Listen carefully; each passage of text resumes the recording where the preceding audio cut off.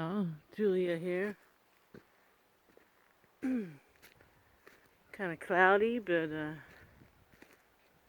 lots of beautiful flowers everywhere. I mean, just everywhere. I was looking in the binoculars at the hill, kind of far away, covered in flowers, like this. Pretty awesome. So today's March 28th, 2022, and yeah, here we are. And hope everybody's doing great wherever they are, whatever time of day it is, whenever you come across this info. And hope you get some good advice here. I have been through a lot. There's no doubt about that.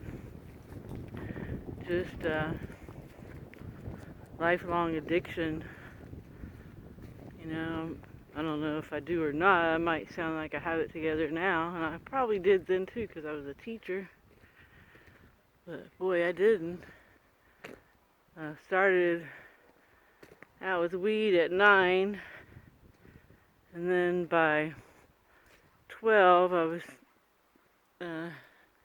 doing heavy drugs, sedatives back in that day, Mandrex, Quaaludes, which were horrible. You just lost all your faculties, and the whole reason I did drugs early on like that is because I had no self-esteem, none, and that was because I had an older sibling that was always telling me how I was fat, I was ugly, I'd never amount to anything, no one would ever love me. You know, I wished I was dead all the time. Actually tried to kill me when I was brought home from the hospital because he's 6 years older. So yeah, it took me a long time to figure out that was kind of the core in me where, you know, that caused me not to feel self, you know, well, to hate myself, really, to hate myself, because that's what I was programmed to do. So, and I was always getting away from the house too when I was younger and staying with all kinds of characters and their families, and it's just amazing I survived all that. And then I graduated to the more sophisticated pharmaceuticals just because the drugs I was taking, the street drug, went obsolete, which shows you the man is in control, because why would a drug that was making so much money, I mean, everybody loves their Mandrex, just go obsolete? It's just a chemical formula, but it's gone, you know. I think they still have them in South Africa, unfortunately. It's a horrible drug. Don't take drugs, okay? Drugs are bad, okay? Truly. I don't take anything now, not even an aspirin. But, so yeah, then I graduated pharmaceuticals and mostly took somas, but I took opiates and sedatives too, Xanax, and whatever I could get. Mostly downers. I've always been into downers. Never wanted to get more into life with the stimulants, always wanted to escape it, but it was really escaping myself. So, yeah, and so, I mean, I was so bad with it because I would have to take 3 to 5 to 6 pills at a time to try to get the buzz I wanted, and most of the time I didn't even get the buzz I wanted, you know, the whole chasing the dragon. So I would end up taking 30, 40 pills a day.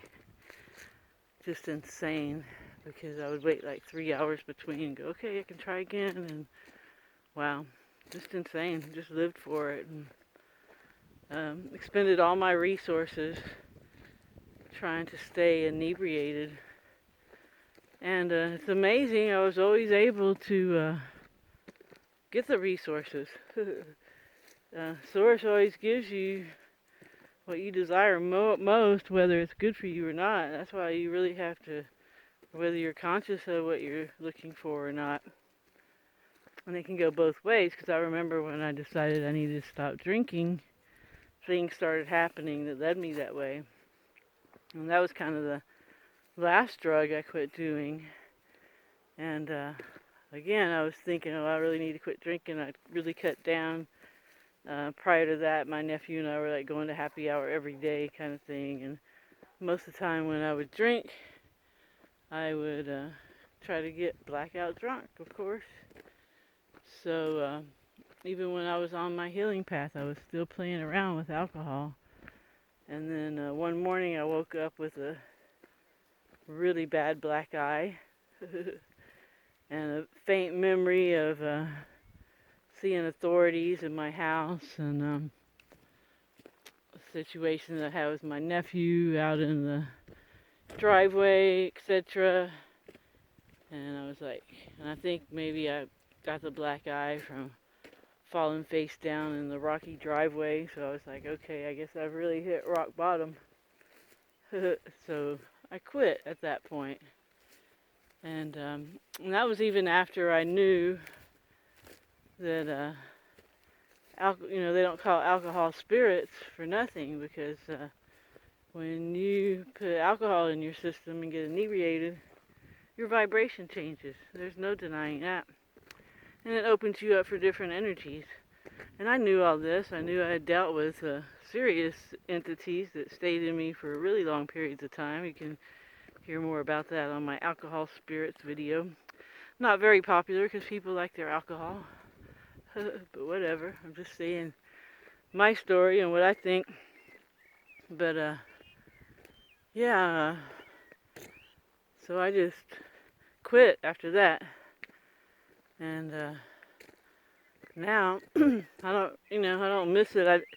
There was a time when if somebody told me I would quit doing all drugs and drinking and be happy, content, whatever, I'm happy, I'm beyond content. There's no way I would have believed it, because I never felt satisfied unless I was inebriated prior to doing, guess what? Emotional healing work. And it's really more than emotional healing. I'm about to host a retreat here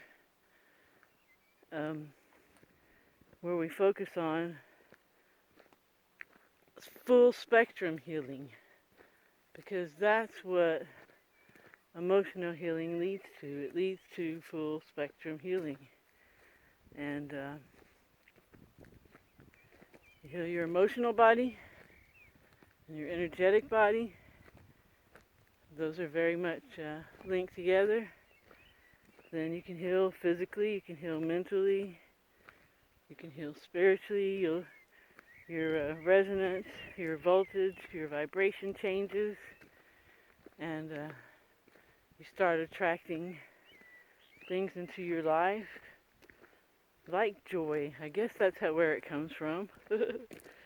Because, back in the day, if I had the lifestyle I had now, I would just be really bored and depressed and ungrateful. That was my biggest problem when I was depressed, is didn't have enough gratitude. So, yeah, it changes everything. And you have the law of correspondence to deal with. As above, so below, but also as within, so without. So whatever you have going on inside of you, that's going to be going on outside of you. Whatever's going on outside of you, that's because of what's going on inside of you. So we're not victims. Far from it. We're not victims. Like I said before, we're architectures of this reality. And we have to start taking responsibility and manifesting proper lives.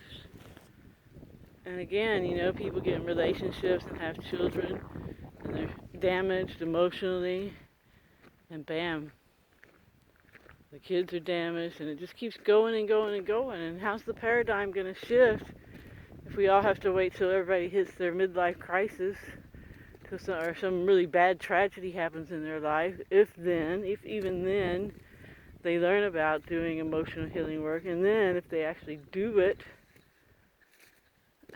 how's that going to help anything except those people and their future incarnations? Because of course, once you're healed, that's your core. That's who you are. That's not just this avatar. So that means you're going to come in your next life healed emotionally. How cool is that? That's just really, really awesome. So, yeah, that's my campaign, and that's kind of really where I want people to make the changes to do that emotional healing work. And how do you know if you need it? Everybody needs it. Even Michael Harrell, the founder, I did a biofield tuning on him when I met him in Austin, and he found a judgment he didn't know about and did the little process that we do in Language Lessons of the Heart to release and replace the judgment. So you never know, there are things hanging around in there. And if you start doing the work, they'll surface and you can deal with them. And it's such an easy, simple process, but you just have to do it. You just have to do it. So be sure and check out Michael's channel. And you can check out that interview that I did with him on here too. And he's got plenty of videos to watch, and it's not difficult. You know, let's just all do this now, especially you young people who aren't even in relationships, that are smart enough not to be in relationships and secure enough. When I was young, I had to be in a relationship. I had to have someone there. Not just when I was young, when I was old too, until very recently. But yeah, let's just do it now and make the world a better place. I mean, we all want that. So that's how we do it. We heal individually, and then our auric field, our biofield, you know, it goes out and envelops others around us. So there's that dynamic, not just to mention, you know, your personal little world will improve so much, and it really is magic. You don't even, it's not, you know, it's just things start going well. Things just start going well because you don't have this subconscious, you know, you don't have a subconscious that's intending to sabotage, you know, any kind of success, since your subconscious is stuck with all the judgments that were put into you in your environment. So yeah, you just gotta fish them out, release them, replace them, and bam, it's magic, truly. So let's take our magic back and change this world one healed person at a time. All right, thanks for listening, and have an awesome whatever for the rest of the whatever. Cheers.